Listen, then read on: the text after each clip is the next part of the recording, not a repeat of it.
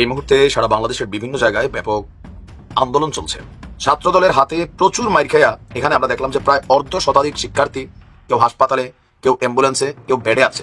ঘটনার প্রেক্ষাপট কি? ব্রেকিং নিউজ দর্শক বন্ধুরা, সেটি হচ্ছে বাংলাদেশে 26শে মার্চে দেশে আসতেছে ভারতের সেনাবাহিনী কিংবা যত বাহিনী আছে সমস্ত বাহিনীর নিরাপত্তার মাধ্যমে বাংলাদেশের সাবেক নয়, তিনি প্রধানমন্ত্রী হয়ে বাংলাদেশে ফিরতেছেন। এদিকে এরই মধ্যেই দেশে ফেরার বার্তা দিয়েছেন শেখ হাসিনা ফেসবুকে ভার্চুয়াল বার্তা, এবং সেখানে তিনি স্পষ্ট বলেছেন দেশে তিনি ফিরবেন এবং দেশে ফেরার পর তিনি প্রয়োজনীয় পদক্ষেপ করবেন। তার বিরুদ্ধে, তার সরকারের বিরুদ্ধে যে আন্দোলন হয়েছিল সেই আন্দোলনে কোনো সাধারণ ছাত্র জনতা ছিল না। আবারও শেখ হাসিনা ভিন্ন রূপে আবির্ভূত হলেন সামাজিক যোগাযোগ মাধ্যমে। তিনি এবার বলছেন যে তিনিও হত্যার বিচার করবেন। কাদের? যে পুলিশ সদস্যরা আন্দোলনের সময় নিহত হয়েছে তাদের হত্যার বিচার করবেন। তবে কি আওয়ামী লীগ ফিরে আসছে? ঠিক এমন একটি সম্ভাবনা দেখা যাচ্ছে। সেটা কিরকম ভাবে? আজকে উপদেষ্টা আসিফ মাহমুদ সজীব ভুঁইয়া, যিনি সমন্বয়ক ছিলেন, তিনি বলেছেন যে আওয়ামী লীগের যারা নেতা রয়েছেন রাজনীতি করতে পারবেন, মেইনস্ট্রিম রাজনীতিতে তারা ফিরে আসতে পারবেন।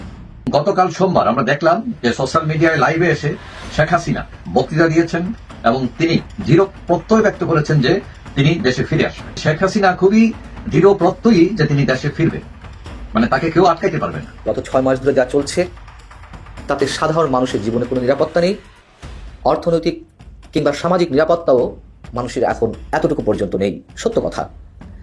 এই অবস্থায় আওয়ামী লীগের সভানেত্রী সাবেক প্রধানমন্ত্রী শেখ হাসিনা মাঝে মধ্যে বিশাল বক্তব্য দিচ্ছেন এবং তিনি বলেছেন পুলিশ হত্যাকাণ্ডের বিচার তিনি করবেন। কোনো হত্যাকাণ্ডেই দায় মুক্তি হতে পারে না বর্তমান সরকার। ভারতের সেনাবাহিনীর তত্ত্বাবধানে রাফেল যে জেট রয়েছে, রাফেল জেট দিয়ে পাহারা দিয়ে শেখ হাসিনাকে আবার ঢাকায় নিয়ে আসবেন ভারতীয় সামরিক বাহিনী রয়েছে তারা। আসসালামু আলাইকুম দর্শক, নতুন একটা নিউজে আপনাকে স্বাগতম। প্রিয় দর্শক, আপনারা হয়তো ইতিমধ্যেই এই কথাটি শুনেছেন।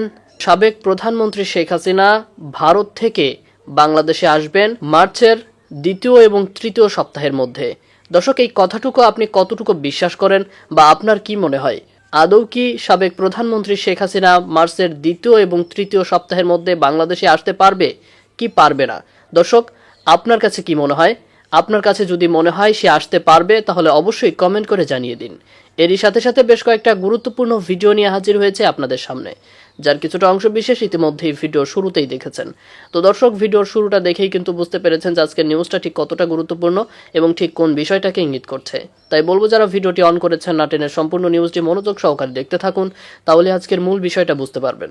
দর্শক, এই বিষয় নিয়ে আমি আর বেশি কথা বলবো না, চলুন দেখে আসবো আজকের সেই কাঙ্ক্ষিত ভিডিওগুলো। তবে তার আগে বলবো যারা এখনো চ্যানেলটি সাবস্ক্রাইব করেননি অবশ্যই চ্যানেলটি সাবস্ক্রাইব করে পাশে থাকা বেল আইকনটি ক্লিক করে দিন। আর যারা ইতিমধ্যেই চ্যানেলটি সাবস্ক্রাইব করে রেখেছেন তাদেরকে অসংখ্য ধন্যবাদ। তো চলুন দর্শক, ভিডিওটিতে একটি লাইক দিয়ে আমরা ধারাবাহিকভাবে সবগুলো ভিডিওর আলোচনা দেখে আসি। মার্চ মাসের 3rd উইকে, যেটা তো ফেব্রুয়ারি মাস না, তো মার্চ মাসের 3rd উইকে শেখ হাসিনা বাংলাদেশে ফিরে আসবেন এবং ভারতের সেনাবাহিনীর তত্ত্বাবধানে রাফেল যে জেট রয়েছে, রাফেল জেট দিয়ে পাহারা দিয়ে শেখ হাসিনাকে আবার ঢাকায় নিয়ে আসবেন ভারতীয় এই যে রয়েছে সামরিক বাহিনী রয়েছে তারা। তো এখন এই নিউজটা দেখার পর প্রথমে আমি ফাইজলামি মনে করছিলাম, বুঝছেন, যে গোপাল বলে না পোলা পান্ডাবাদের সাথে নির্বাচন সেগুলো বিভিন্ন ভিডিও টিডিও করে। পরে দেখলাম যে না, বিষয়টা সেটা না। উনি যেভাবে এক্সপ্লেইন করলেন, নিউজে যেভাবে বারবার বলছিল, বিশ্বাস করার অনেক কারণও রয়েছে। এর ভিতরে আরেকটা কাজ হয়েছে, সেটা হলো যে ভারতের যে প্রধান রয়েছেন মোদী সাহেবের অফিস থেকে বাংলাদেশে যে চার্জ অ্যাফেয়ার্স, আমেরিকান এমবিসি যে চার্জ অ্যাফেয়ার রয়েছেন ঢাকাতে, তো তার সাথে বলে যোগাযোগ করা হয়েছে এবং তাকে বলে একটা বিশেষ বার্তা দিয়ে চার্জ অ্যাফেয়ার্সকে বলেছে যে যত জলদি করে এই ওয়াকার সাহেব যিনি রয়েছেন আমাদের সামরিক বাহিনী প্রধান, তো সেই ওয়াকার সাহেবকে সাথে দেখা করতে বলছে এবং ওয়াকার সাহেবের দেখা করে বলতে বলছেন যে এই মার্চ মাসের 3rd উইকে ভারত তো শেখ হাসিনাকে নিয়ে বাংলাদেশে প্রত্যাবর্তন করবে এবং এক্ষেত্রে ভারতের যে বাংলাদেশে যে সেনাবাহিনী রয়েছে, বাংলাদেশে যে আর্মি রয়েছে বা ডিফেন্স সিস্টেম রয়েছে বা ল এনফোর্সমেন্ট রয়েছে, সবাইকে এই ব্যাপারে সহযোগিতা করার জন্য অনুরোধ জানানো হয়েছে। এবং শুধু তাই না, এটাও বলে দেওয়া হয়েছে ওই চার্জ অ্যাফেয়ার্সের মাধ্যমে বাংলাদেশের সামরিক যে আমাদের ওয়াকার সাহেবকে বলে দেওয়া হয়েছে, অলরেডি বলে দেওয়া হয়েছে, ওরা নিউজগুলোতে লিখতেছে অলরেডি বলে দেওয়া হয়েছে।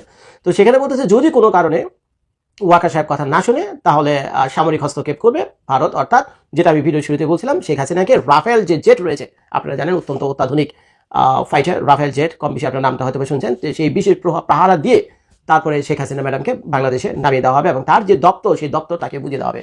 এবং এক্ষেত্রে যদি বাংলাদেশের ওয়াকার সাহেব যদি বাধা দেয় এই অ্যাক্টিভিটিসে, ভারতের অ্যাক্টিভিটিসে যদি বাধা দেয়, তাহলে তারা এটাও মানে বেশ ওয়ার্ন করে দিচ্ছে ওয়াকার সাহেবকে যে সে তাহলে আর বাংলাদেশের সেনাপ্রধান হিসেবে থাকতে পারবে না, তার জায়গায় অন্য কাউকে বসানো হবে। তা এখন খোদায় না করুক শেখ হাসিনা যদি আগামী এই জিনিসটা যদি কনফার্ম হওয়ার পর শেখ হাসিনা যদি আগামী 2-1 সপ্তাহের ভিতরে ঘোষণা দিয়েই বসে যে I am coming back in Bangladesh third week of মার্চের থার্ড উইকে আমি বাংলাদেশে ব্যাক করতেছি, এটা যদি সত্যি একটা মেসেজও যদি দেয়, কোথাও কারো কাছে একটা মেসেজও যদি দেয়, সারা বাংলাদেশ তোলপাড় হয়ে যাবে। কারণ হলো বাংলাদেশের সবচেয়ে অ্যাক্টিভ যে দলটা এই মুহূর্তে বাংলাদেশে রয়েছে সেটা কিন্তু আপনারা স্বীকার করেন বা নাই করেন, সেটা আওয়ামী লীগ।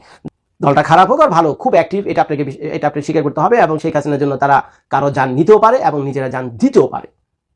শেখ হাসিনার জন্য তারা কারো যান নিতেও পারে, কারো যান নিজেদের যান দিতেও পারে। তো এখন শেখ হাসিনা যদি প্রত্যক্ষ অপরোক্ষভাবে কোনো একটা মেসেজ আমাদের বলে যে আমি কামিং ব্যাক ইন বাংলাদেশ, আমি বাংলাদেশে আসতেছি এই মার্চ মাসে 23-24 তারিখে যে কোনো দিন বা 26 তারিখে, যেটা যখন কিনা বাংলাদেশের স্বাধীনতা দিবস, আমার তো মনে হয় এই যে ঢাকার যে উনি এর নামটা কোথায় নামবে, ধরে নিলাম যে শাহজালাল বিমানবন্দরে নামবে, তো সেখানে যদি নামে আমার তো বিশ্বাস কমসে কম 1 কোটি মানুষ যাবে সেখানে, বলে রাখলাম, আমি কাগজে লিখে রাখেন, কমসে কম 1 কোটি মানুষ যাবে শেখ হাসিনাকে ওখান থেকে রিসিভ করার জন্য। এবং আওয়ামী লীগ যে কিভাবে বিস্ফোরণ করবে বাংলাদেশের ভিতরে, আমার সেটা মনে করে গায়ে লোম দাঁড়া যেতেছে। কারণ আওয়ামী লীগ হলো সেই জিনিস, এদের কাছে পয়সা আছে, এদের কাছে নীতি আছে। এখন ভালো কাজ করুক মন্দ কাজ করুক সেইটার আলোচনা ভিন্ন, কিন্তু দলটা তো একটা নীতি আছে, তার একজনের জন্য আরেকজনের জান দেয়।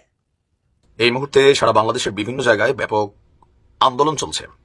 ছাত্রদলের হাতে প্রচুর মাইর খেয়া এখানে আমরা দেখলাম যে প্রায় 1/2 শিক্ষার্থী, কেউ হাসপাতালে, কেউ অ্যাম্বুলেন্সে, কেউ বেডে আছে। ঘটনার প্রেক্ষাপট কি?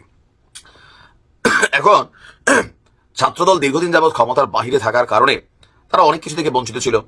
আবার ছাত্রলীগের বিদায়ের পরে যেই সুযোগ সুবিধাটা তারা মনে করছে ক্যাম্পাসে পাবে, এইটা আবার নতুন যে রাজনৈতিক শক্তি বৈষম্য বিরোধী ছাত্ররা তারা এনজয় করতেছে, মোটামুটি একদম দেদারছে। সো তারাও তো এখন রাজনৈতিক দল ঘোষণা দিয়ে ফেলছো। ছাত্রদল ভাবতেছে তোমরা যদি এইভাবে এনজয় করো তো আমরাও এনজয় করবো। ভাই এই স্বাধীনতা তো আমরাও আনছি, এইটা নিয়ে আসলে মূল কথা ঝামেলা। ক্যাম্পাসে দখলদারিত্ব প্লাস নানান ইস্যুতে বৈষম্য বিরোধী রাজনৈতিক শক্তি, বিএনপির যে ছাত্র শক্তি, তাদের মধ্যে সংঘর্ষের ঘটনা ঘটেছে আপনার খুলনার প্রকৌশল এবং প্রযুক্তি বিশ্ববিদ্যালয়ে। ছাত্র রাজনীতি বন্ধের দাবিতে শিক্ষার্থীদের দুই পক্ষের মধ্যে দফায় দফায় সংঘর্ষের ঘটনা ঘটেছে। তো ছাত্র রাজনীতি কেন বন্ধ হবে এখন? এই যে ছাত্ররা কি রাজনীতি করছে না, বৈষম্য বিরোধীরা তারা তো রাজনীতি করছে, আর বেশি করছে। তো ছাত্রদল এখন রাজনীতি করবে, এটাই তো স্বাভাবিক। আপনি ছাত্র রাজনীতি বন্ধ বলবেন, আপনারা রাজনৈতিক শক্তি হিসাবে আবির্ভূত হবেন, তো ছাত্রদলের দোষটা কি? ছাত্র রাজনীতি যদি বন্ধ হয়, আপনারা যেগুলো করতেছেন এটাও তো করার সুযোগ নেই। কারণ রাইট নাও আপনারা বলতেছেন আমরা একটা আলাদা ফোর্স, আলাদা শক্তি। বাংলাদেশের মানুষ এগুলা এখন বোঝে যে আপনারা রাজনৈতিক শক্তি। এখন ছাত্র রাজনীতি বন্ধের দাবিটা করতেছে কারা? যারা নিজেরাই একটা রাজনৈতিক শক্তি।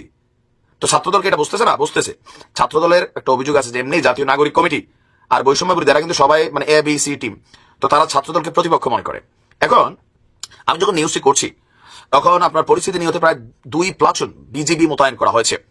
দুপুর থেকে শুরু হয়েছিল এই সংঘর্ষ এবং ধাওয়া পাল্টা ধাওয়া, চলেছে বিকাল 6টা পর্যন্ত। 1/2 শিক্ষার্থী আহত হয়েছেন। এরা কারা? এরা বৈষম্য বিরোধী স্টুডেন্টস সাপোর্টার শ্রেণী এবং তারা অনেকে এখানে কানেক্টেড। আহত যারা আছেন তাদেরকে হাসপাতালে নিয়ে যাওয়া হয়েছে। বর্তমানে সেখানকার পরিস্থিতি থমথমে। সমন্বয়ক সার্জিস হাসনাদার সবাই বক্তব্য দেওয়া শুরু করছে, এটা পরিস্থিতি এরকম না, ওইটা ওইরকম না। তো তোমরা তো বাবা এখন রাজনৈতিক শক্তি, এটা তো হবেই। রাজনীতির খেলা দেখেন, রাজনীতি করেন একটা মানুষের যখন কেউ টর্চার করে, তারা মারায়, তখন মানুষ ভাবে এটা মজলুম। কিন্তু আপনি রাজনীতি করবেন, আপনি ক্ষমতার সাথে কানেক্টেড হবেন, তো ভাই এখানে মাটি টিকে থাকতে হবে, লড়াই করে, এটা আমরা বাংলাদেশের মানুষ বুঝি। এদিকে এই শিক্ষার্থীদের উপর হামলার ঘটনায় ছাত্রদলের হামলার অভিযোগে বিক্ষোভ মিছিল এবং সমাবেশ চলছে দেশের বিভিন্ন জায়গায়। আপনার বৈষম্য বিরোধী ছাত্র আন্দোলন এই মুহূর্তে তারা নগরীর শিববাড়ি মোড়ে একটা কর্মসূচি পালন করছে। তো এটা নিয়ে আমরা দেখছি যে নানান গুণীজনরা নানান কথা বলছেন, কিন্তু আমি সোজা বাংলায় বুঝি, আমার কথাগুলো অনেকের কাছে ভালো লাগতে পারে, নাও লাগতে পারে। ছাত্র রাজনীতি যদি নিষিদ্ধ হয়, এই বৈষম্য বিরোধীরা এখন ছাত্র রাজনীতিতে আরো বড় একটা শক্তি হিসেবে কাজ করছে। বাকের মজুমদার ঘোষণা দিছে না যে আমরা ছাত্ররা বের হইয়া, যে ছাত্রদের কোনো দল নাই, আমরা একটা শক্তি হিসেবে। ভাই তোমরা কিসের শক্তি? শিবির আছে, ছাত্রদল আছে, ছাত্রলীগ আপাতত নাই বা তলে তলে আছে, আর যে সংগঠন আছে।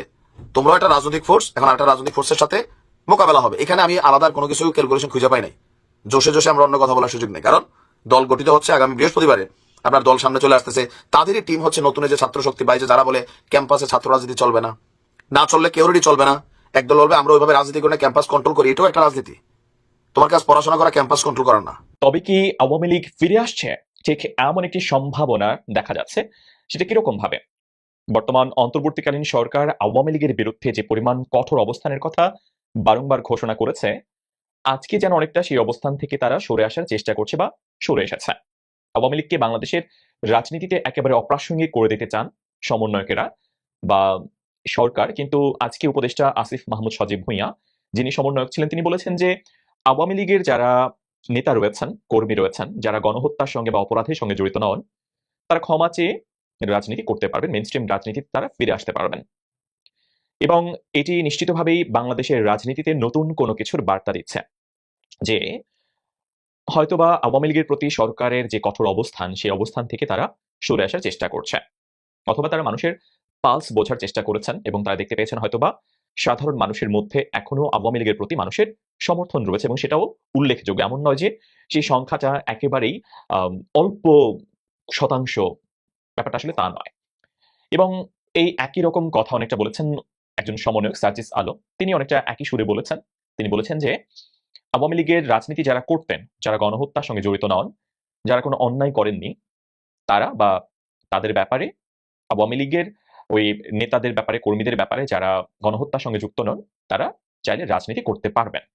এবং এখানে একটা বিষয় খুবই গুরুত্বপূর্ণ, স্থানীয় সরকার নির্বাচন আগে হবে নাকি আগে জাতীয় সংসদ নির্বাচন হবে, এটা নিয়ে দুই পক্ষ অবস্থান পুরোপুরি দুই দিকে চলে গেছে। একটা হচ্ছে বিএনপি, তারা চাইছে কোনোভাবেই স্থানীয় সরকার নির্বাচন যেন আগে না হয়, আগে যেন জাতীয় সংসদ নির্বাচন হয়। যদিও অন্তর্বর্তীকালীন সরকার উপদেষ্টা আসিফ মাহমুদ বলেছেন আগে অবশ্যই স্থানীয় সরকার নির্বাচন হবে এবং সেই সিদ্ধান্ত কয়েকদিনের মধ্যে আসবে। এবং আমরা দেখতে পেয়েছি যে বিএনপি ছাড়া বাকি যে রাজনৈতিক দলগুলো বর্তমান অন্তর্বর্তীকালীন সরকারের সঙ্গে অনেকটা মানসিকভাবে যুক্ত, বা অন্তর্বর্তীকালীন সরকার যে বৈঠকগুলো করে, যে দলগুলো আমন্ত্রণ পায়, সেই আমন্ত্রণে যে দলগুলো আসে, বিএনপি ছাড়া বাকি সব দল মোটামুটিভাবেই শুরুর দিকে বা আগে স্থানীয় সরকার নির্বাচন চায়, এবং সরকারও সেই বিষয়টি অনেকটা স্পষ্ট করেছে, তারা স্থানীয় সরকার নির্বাচনটা আগে অনুষ্ঠান করতে চান। এবং এই ক্ষেত্রে অনেকের ধারণা যদি আগে জাতীয় সংসদ নির্বাচন হয়, আওয়ামী লীগকে যদি রাজনীতির বাইরে রাখা হয় বা যদি নির্বাচনের বাইরে রাখা হয়, তো একচেটিয়াভাবে বিএনপি জয়লাভ করবে। কারণ সারা দেশে বিএনপির যেই অঙ্গ সংগঠন, যে সাংগঠনিক শক্তি, যে পরিমাণ কর্মী নেতা রয়েছে,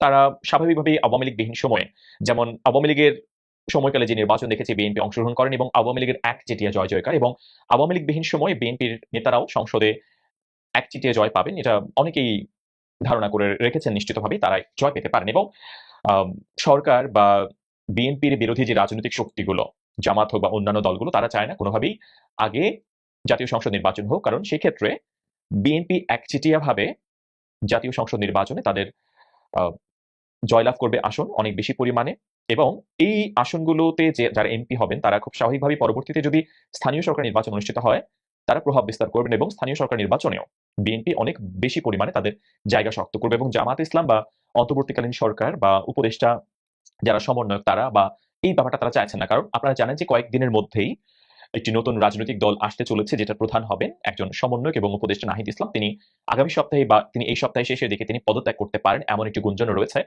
তো ছাত্রদের নেতৃত্বে বা জাতীয় নাগরিক কমিটি মিলিয়ে বৈষম্যবিরোধী ছাত্র আন্দোলন তারা যে নতুন রাজনৈতিক দল ফর্ম করতে যাচ্ছে, তারাও কোনোভাবেই চাইছে না সেই কারণেই যে আগে জাতীয় সংসদ নির্বাচন হোক। তারা চান আগে স্থানীয় সরকার নির্বাচন করতে, এবং স্থানীয় সরকারের নির্বাচন যদি জাতীয় সংসদ নির্বাচনের আগে হয়, সেক্ষেত্রে বিএনপি ঠিক ওইরকম ভাবে প্রভাব বিস্তার করতে পারবে না, এবং সেক্ষেত্রে হয়তোবা প্রভাব বিস্তারবিহীন একটি স্থানীয় সরকার নির্বাচনে, স্থানীয় সংসদ নির্বাচনে হয়তোবা অনেক ভালো অবস্থান করতে পারে জামাত বা নতুন যে রাজনৈতিক দল আসতে যাচ্ছে তারা, বা অন্যান্য রাজনৈতিক শক্তি। বিএনপি তো করবেই, এবং সেই কারণে তারা চাইছে যে আগে স্থানীয় সরকার নির্বাচন হোক, এবং বিএনপি বারংবার এই ব্যাপারটাকে তারা না করছে, যে না, তারা চান আগে জাতীয় সংসদ নির্বাচন হোক। কারণ আগে জাতীয় সংসদ নির্বাচন হলে বিএনপি সেক্ষেত্রে সব দিক দিয়ে তারা ভালো ফলাফল করবে, সে ব্যাপারে তারা অনেক বেশি পরিমাণে আশাবাদী। এখন উপদেষ্টা আসিফ মাহমুদ সজীব ভুঁইয়া হঠাৎ করে কেন তিনি আওয়ামী লীগকে স্থানীয় সরকার নির্বাচনে অংশগ্রহণের ব্যাপারে পজিটিভ তিনি ভূমিকা রাখতে চলেছেন?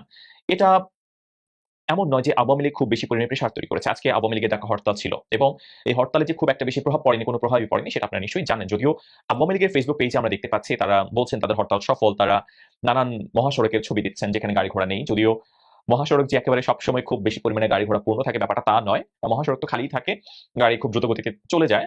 তো এমন কোনো প্রেশার তো তৈরি করতে পারেনি আওয়ামী লীগ অন্তর্বর্তীকালীন সরকারের প্রতি। তাহলে হঠাৎ করে কেন উপদেষ্টারা নিজেদের থেকে বলছেন তারা আওয়ামী লীগের যারা দোষী নন, যারা অপরাধী নন, যারা গণহত্যার সঙ্গে জড়িত নন, তাদেরকে নির্বাচনের সুযোগ তারা কেন দিতে চাইছেন? এটিকে বিএনপির প্রতি উল্টো একটি থ্রেট তারা তৈরি করার চেষ্টা করলেন, যে স্থানীয় সরকার নির্বাচনের বা টোপ দেওয়া হলো কি আওয়ামী লীগকে, যে স্থানীয় সরকার নির্বাচনে অংশগ্রহণ করার তোমরা সুযোগ পাবে যদি তোমরা ক্ষমা চাও, বা এটা কি কোনো টোপ হতে পারে আওয়ামী লীগের প্রতি, নাকি যে বিএনপির প্রতি একটা থ্রেট, যে তোমরা যদিও ভাবছো যে আওয়ামী লীগ নেই কিন্তু আওয়ামী লীগ রয়েছে, এমন কোনো কিছু, নাকি অন্য কোনো খেলা চলছে? কারণ আওয়ামী লীগ তো মানে দৃশ্যত বা আমরা এমন কোনো প্রেশার তৈরি করেছে সরকারের উপরে, এমন কোনো কিছু আমরা দেখতে পাই না। বা আমরা দেখতে পাচ্ছি যে খুব বেশি পরিমাণে আওয়ামী লীগের প্রতি আচরণ চলছে, যে আওয়ামী লীগকে নিশ্চিহ্ন করে দেওয়া হবে, শেষ করে দেওয়া হবে, অপ্রাসঙ্গিক করে দেওয়া হবে, এবং বিএনপি বরং আওয়ামী লীগের প্রতি অনেকটা তাদের সুর নরম রাখছে, যে বিএনপি বলছে যে তারা চাইছে, তারা আওয়ামী লীগকে নির্বাচনে চাইছে এবং জনগণ ভোটের মাঠে তাদেরকে বিদায় করে দিবে, নিশ্চিহ্ন করে দিবে ভোটের মাধ্যমে, তারা সেটা চাইছেন। তারা আসলে কেন হঠাৎ করে অন্তর্বর্তীকালীন সরকার আওয়ামী লীগকে নির্বাচনে অংশগ্রহণের সুযোগ দিতে চাইছে? সেটা কি পর্দার আড়ালে এমন কোনো খেলা চলছে যেটা আমরা ধরতে পারছি না বা যেটা আমরা জানি না? বা সেটা কি বহির কোনো শক্তি, আমেরিকা কিংবা ভারতের কোনো প্রভাব, এমন কোনো কিছু কি রয়েছে যেটা আমরা হয়তো জানি না, যেটা হয়তো বা আমরা কিছুদিনের মধ্যে আমরা প্রত্যক্ষ করতে পারবো? বা না হলে এমন কি ঘটলো যেখানে আমরা আজকে দেখেছি আওয়ামী লীগের শীর্ষস্থানীয় যারা নেতৃবৃন্দ রয়েছেন, যারা কারাবরণ করেছেন, যারা আটক রয়েছেন, তাদেরকে আদালতে নিয়ে আসা হলো, তারা সবাই খুব ফুরফুরে মেজাজে আমরা দেখতে পেয়েছি। আমরা দেখতে পেয়েছি পলকও বলছেন যে রুখে দাঁড়ানোর কথা তিনি এখনো বলছেন, তারা হাসি মুখে রয়েছেন। এত হাসির, এত আনন্দের উৎস কি? দর্শক, আমি আশা করছি সবগুলো নিউজে আপনি মনোযোগ সহকারে দেখেছেন।